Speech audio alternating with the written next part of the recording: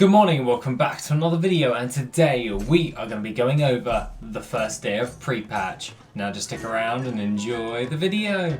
Okay, so the first day of pre-patch arrived for EU pretty much yesterday, and to be honest, I want to go over exactly my views, initial thoughts, and also a few things of note for the actual first day of pre-patch. So without further ado, we'll get into the first little notes that I made about the pre-patch and what we can expect moving forward. Other than that, let's just jump into the first one, which is the lag. Okay, so lag was expected for pre-patch, and that is because everyone's going to be logging on to actually enjoy the pre-patch. Now, however, this did cause a lot of lag for a lot of people, and just as a little side note for this will happen on release date as well. This is a very common occurrence, but other than that, we made it very unplayable at the first few hours of the servers coming back online. That was one minor inconvenience. Other than that, the next thing that I would like to talk about is talent changes. Now, talent changes have actually happened to a lot of people for pretty much every character, and that means we have to reset our new talents. Now, the new talent specs and all that stuff, not a lot has really changed all that much, but some people have reported that half their toolbars are missing. So half of their stuff from their toolbars have actually been missing, or action bars, or whatever you want to call them, have actually disappeared. Like, half of it has gone. And I was talking to Callan last night, and obviously, if you guys well know, half of his stuff on his toolbars had actually disappeared as well. I did not have this problem, however, but it's just something of note when you're logging onto your alts if you have not gone to them yet to reset their talents. But aside from that, you can also go onto like Icy Veins and that to have a look at what talents you need for your specific class. Those are a few minor things that have actually happened within the pre-patch, and let's just go on to the main thing of note, which I spent all of yesterday actually trying to resolve, and that is add-on disruption. Now, a lot of add-ons actually broke as of yesterday, and this is something that has caused a lot of people to be a bit annoyed about. Now, this happens every single pre-patch and release date, blah blah blah. This is because a lot of the interface stuff for your TOC files, which is one of your main core files which you use to make an add-on, actually the interface number has to be changed and updated.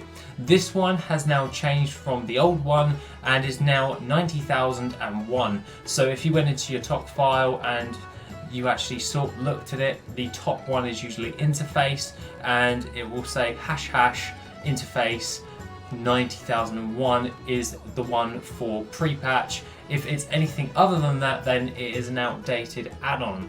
That is for people who don't actually have who manually actually update their add-ons and all that stuff. So that's just an idea to see if your one's up to date. From that, HGUI actually has been updated, because with the pre-patch it actually broke the old version. So the guy who actually created HGUI has actually updated it, and we had to update all of our libs. Now, this is because I only know about this is because WorthIt actually uses HGUI to make all of its stuff, and there was a change to the drop-down menu for WorthIt and HGUI in general. So I've had to update that, and that has actually gone ahead, and now WorthIt is actually fixed. If you don't know already, I was posting all about it on Twitter and the Discord yesterday, just trying to keep you guys in the loop of when WorthIt was actually back up and running again.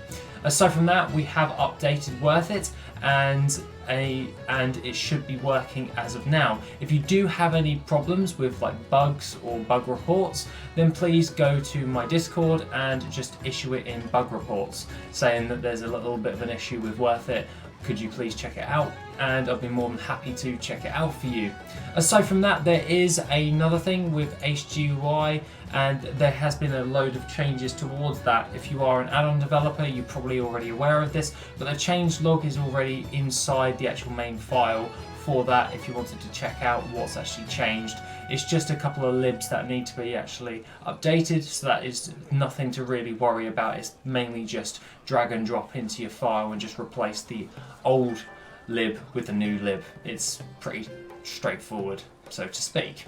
Aside from that, the next thing of note is I currently released a currency value add-on the other day, just before pre-patch. That one has subsequently actually broken, and I should hopefully have a fix towards that moving in like the next hour or so.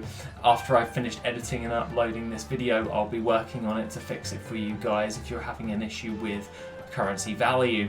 Aside from all of that, add-ons will come back online, don't worry if you're worried and you're just a regular user of add-ons. Now, it will take some time because some libs need to be updated, some interfaces need to be updated and all that jazz, and it will take a little bit of time. You just got to pray that your author or for the add-on actually updates it subsequently rather in a fast manner, but remember they've got to actually take the time to make sure that they do it right in order to make sure that the add-on's actually working, so to speak, because whenever like a pre-patch or something like that happens, it does mess with the code a little bit, so they have to rearrange some things or refactor some stuff when it moves into that. So just bear in mind, just be patient, all of your add-ons will come back online. It's just going to take the developers just a little bit more time to actually update them and make sure that they're ready for you.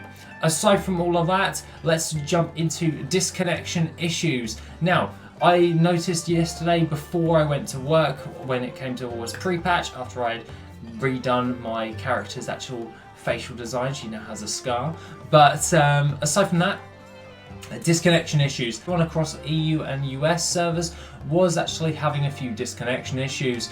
If you remember right, this actually happened last pre-patch, and disconnection issues are kind of a common occurrence when like a pre-patch or a major update actually happens. So just bear in mind that, just be patient, you've got to let the developers actually just sort it out. Nothing is usually smooth sailing when you're updating like a massive file to a game. That is something of note, but obviously it was a little bit of an inconvenience, especially for myself included.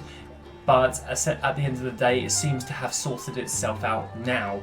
Now, aside from that, as of release date, I am expecting it on the first day of release of Shadowlands that we will have some disconnection issues as well, and that is probably because the influx of people that will be coming back to the game in order to play Shadowlands. So just bear that one in mind for future reference. There may be some new disconnection issues when Shadowlands goes live, and that usually happens on pretty much every expansion. So don't be too concerned if you do get that in the future. Moving on to this, we had an update on loot drops, and there was a few little things when it came towards loot. Now, Student actually posted a video the other day, and if you don't know, if you don't actually do gold farming or gold making in general, Student is a gold maker, and he pretty much does his own YouTube channel on it, and he actually reported that there was 600% more loot being dropped from dungeons. However, as of this morning, this has been hotfixed overnight, so if you were able to get in on that, you were seriously gonna get a lot of greens than you were from just transmog farming in general, and that was mainly the reason why you farm up those dungeons.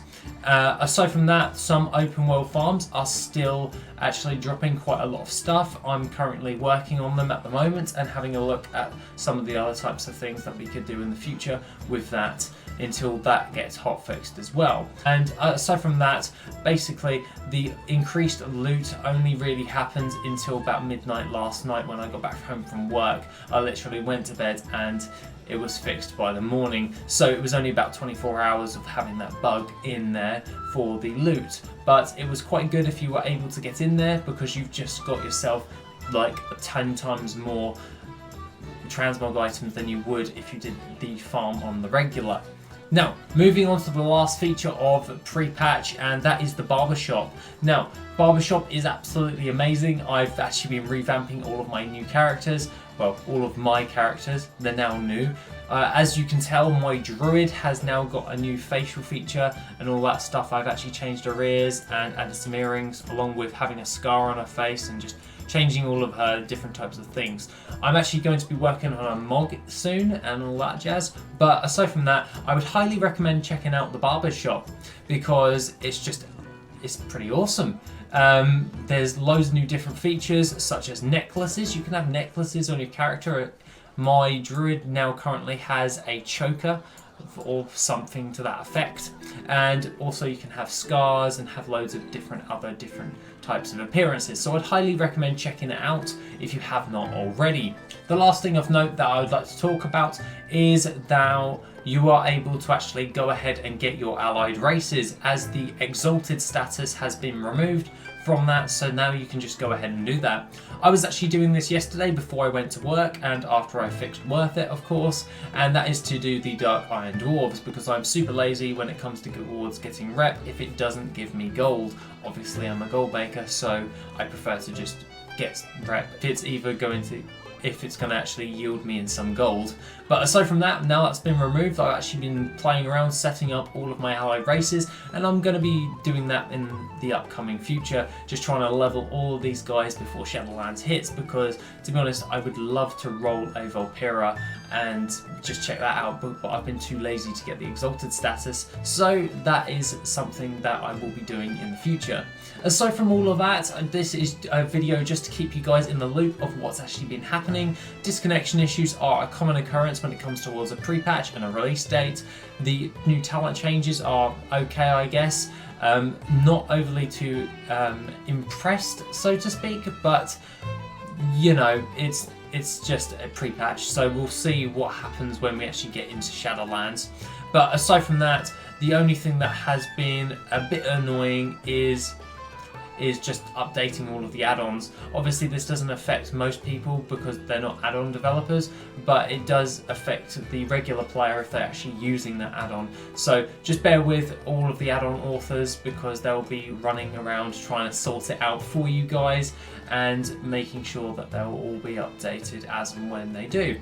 Aside from that, WorthIt is now updated, so go ahead and re-download that if you are wanting to use WorthIt for your gold per hour. Aside from all of that, guys, have an awesome rest of the day, and I shall see you in the next video, which will be tomorrow. If you want to support the channel and help make the channel even better, then why not check out the Patreon? Members get additional info, gold making resources, and Patreon specific content. The link is located in the description down below. Thank you and have an awesome day.